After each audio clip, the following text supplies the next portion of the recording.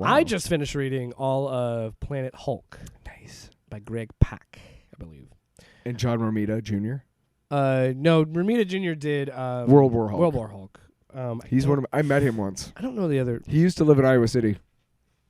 I don't know. His style is one of the few ones where I distinctively know right away. Yeah, he's got a very distinctive style. And his dad, like, fucking basically created the Spider-Man look, too. A lot of looks in Marvel were created by Romita Sr. I'm trying to find the artist, but Joe Carmagna and Randy Gentile were the letterers, but I don't see the penciler. Maybe that's the movie. Greg Van Lente?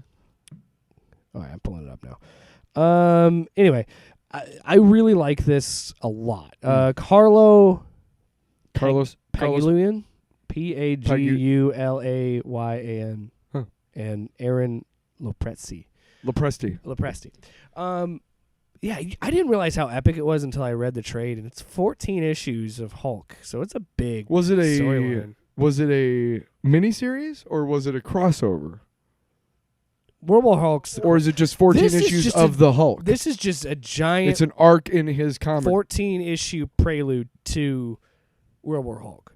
So at this point, in the continuity, but like on the back of the trade, it'll say like collecting whatever. Yeah, what is it? It's in the main Incredible Hulk line. Okay, so it's just a arc, Hulk issues. Okay, yeah, it's an arc in the Hulk it's just, comics. Yes, his main series. Got it. Got it. Yeah, so in this story, the Illuminati just says, Hulk, we can't trust you anymore, and so we're going to shoot you off into space, and we're going to send you to a planet that has vegetation and life, but no sentient life. So it has like game, so you can eat and farm and everything. And when that happens, he doesn't go on the course because he gets pulled through a wormhole and lands in Sakaar. And what I love about this is I think it was Joe Quesada who just said, let's do Gladiator, but with Hulk on like maybe a different planet. And then Greg Pak was like, I'll do it. And then made this giant, like, dude, like there's a huge appendix at the back of the trade that talks about Sakarian culture and all the different species that are on Sakaar and all the like traditions and all this. It's so cool to see so much work put into a simple idea of like, let's put the Hulk in a gladiator arena. Yeah. And he built and it's a good story. I really like it. And there's a reason why I can dance to it. There's a reason why it's one of the most recent like seminal recent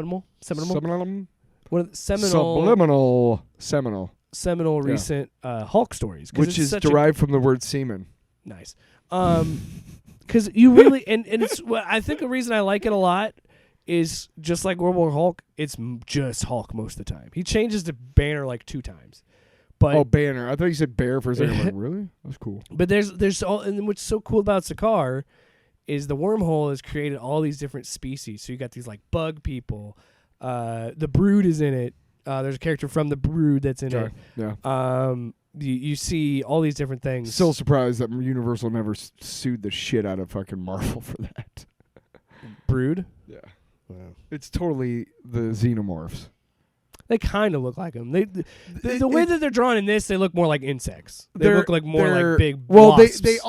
They've always kind of looked like that. But they definitely look like a xenomorph. The entire concept is almost ripped straight off from the xenomorphs. Yeah, but anyway, it's really cool. And they put an egg in your body. And by the end of it, you really feel for Hulk, which is crazy because World War Hulk, you get where he's coming from. So, like, I'll spoil it for you. I'm sorry. I already know how it works. But, the ship that he gets brought into, they were making it into a statue. And there was a quantum warp bomb in it. And it goes off and kills everybody. His other members of the Warbound is what they're called. His friends that he makes with which I wonder if they ever do a Planet Hulk in the MCU, it's not going to be Korg, but there's Korg and this other guy, like different groups of people. They're the Warbound. They're off on diplomatic missions because the Hulk is king at this point. They don't get hit by it, but his wife that he loves, that he wanted to be, I think it's Ciara. She's what they call old strong, so where she could take the tectonic plates of the planet when she punches you, she uses the tectonic force or whatever. I think you know about this. But she dies, so that's what sets it up. And honestly, by the end of it, I felt for him. Like, because he goes, bring them back. He's like stomping and stomping. He's like, bring them back. Bring them. He's shouting. And then he goes, bring her back. And then he just slumps down and is like defeated. And then it ends with, well, I think you know where to go. And they feel like that's what sets up World War Hulk. And it's so good. I think, honestly, I got to finish World War Hulk, but I feel like Planet Hulk is better. Because it's literally just Hulk fighting different weird aliens on this planet. And I think, and that's like you said, that's the beauty of Hulk, and that's what we're going to talk about the one-shot episode. You can put him in anything. You can kind of make Hulk work in anything. Well, the psychological aspect of his powers and the way that they've written him over the years with having all these different, things that, like, the idea that the Hulk there was an idea that Banner was a mutant, and the Hulk manifested itself when it did to protect Banner from the Gamma, and it had been around since his father abused him. Yeah. But then they were like, fuck that. So it was more of a third. So then that's when they hit on dissociative identity, DID, disorder. And that has made Hulk such a rich. There's just such a rich it really is area two to people pull living any in stories. one body. Yeah. And it's crazy. And what they did with Smastronaut is fucking incredible, dude. Like Donny Cates, you fucking son of a bitch. Yeah. I can't wait to You son of a bitch, I'm in. Yeah, don't look out for that. We're going to start doing a series that's only going to be on our YouTube called One Shots, where we talk about one character.